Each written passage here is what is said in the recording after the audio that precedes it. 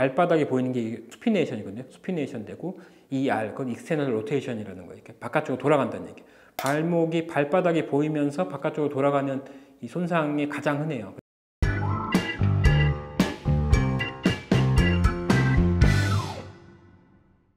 안녕하세요. 연세 이음정형외과의 정형외과 전문의 박민석입니다. 이번 시간에는 휴가철이잖아요. 네. 혹시 원장님도 휴가 계획이 있으신가요?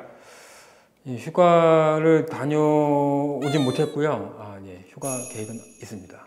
휴가 계획하면은 사람들은 이제 계곡이나 수영장 등 많이 방문을 하게 되는데 이제 여기서도 이제 사고가 많이 일어나는 것 같아요. 매번 그렇죠. 뉴스가 나오더라고요. 예.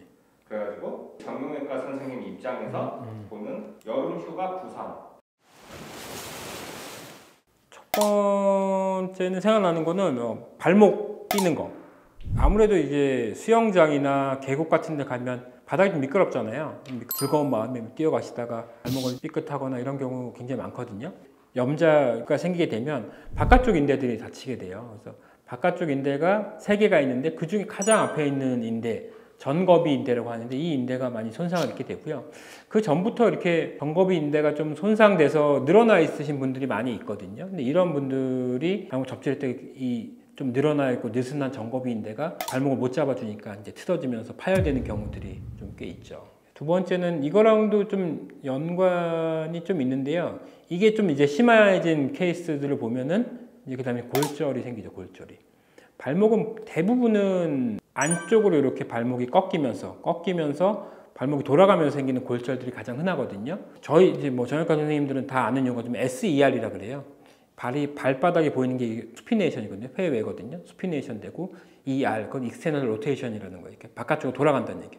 발목이 발바닥이 보이면서 바깥쪽으로 돌아가는 이 손상이 가장 흔해요. 그래서 그러면 이제 바깥쪽 복사뼈도 부러지고 심하면 뒤쪽 복사뼈도 부러지고 안쪽 복사뼈도 부러지고 이런 식으로 돌아가면서 부러지게 돼 있는데 심한 정도에 따라서 이거는 수술이 필요한 경우들이 굉장히 많아요. 또 세 번째는 이렇게 넘어지면서 발목만 다치지 않거든요. 이렇게 손목도 이제 염자가 생기죠. 손목은 이제 인대들이 몇 가지가 있는데 이렇게 집을 때 손목 뒤쪽에 있는 인대나 바깥쪽 척골 쪽에 있는 인대들이 염자를 받는 경우 있죠. 이것도 생각보다 흔하죠.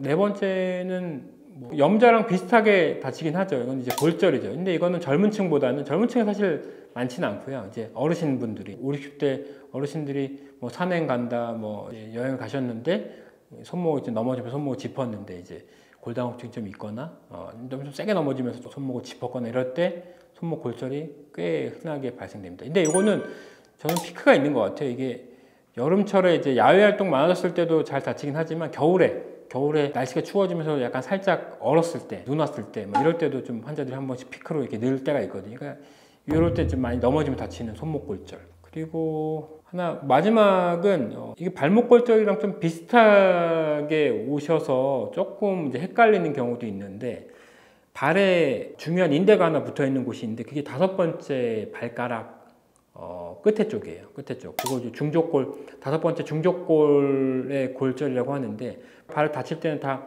발등에 보이면서 다치는 경우는 거의 없고요. 발바닥에 다 이렇게 보면서 발이 돌아가면 다치니까 이 발바닥에 보이면서 돌아가면 다치게 될 때 비골건이라고 하는 힘줄이 5번째 중족골 바닥을 잡아 당기면서 골절이 굉장히 쉽게 되거든요.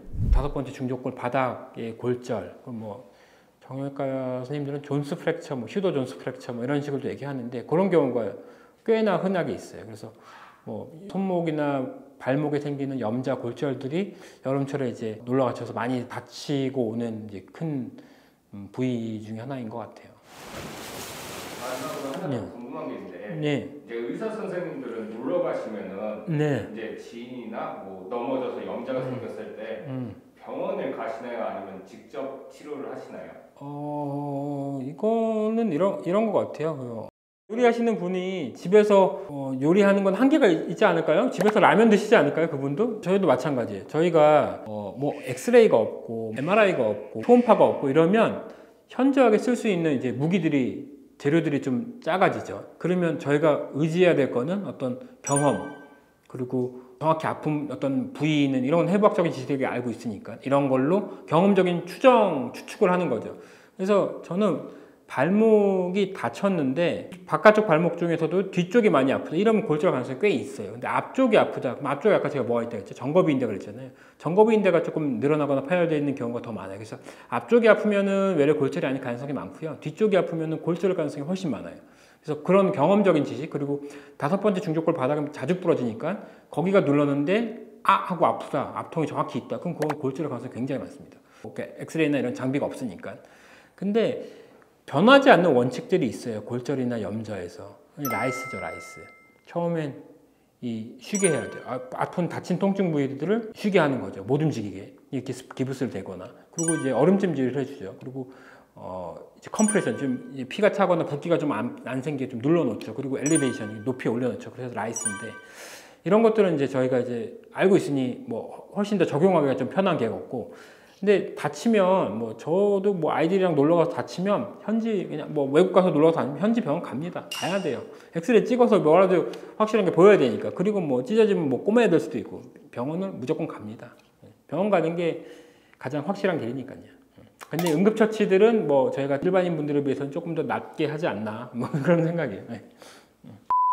그래서 이제 휴가들 많이 가시는데, 휴가 갔다 오셔갖고 뭐 다치시는 분, 이런 분들 많은 것 같아요. 근데 건강이 다치지 않게 노는 게 정말 중요하고, 꼭 운동이나 어떤 물놀이 할 때도 스트레칭 많이 하고 안전하게 노는 게 굉장히 중요한 것 같습니다. 예.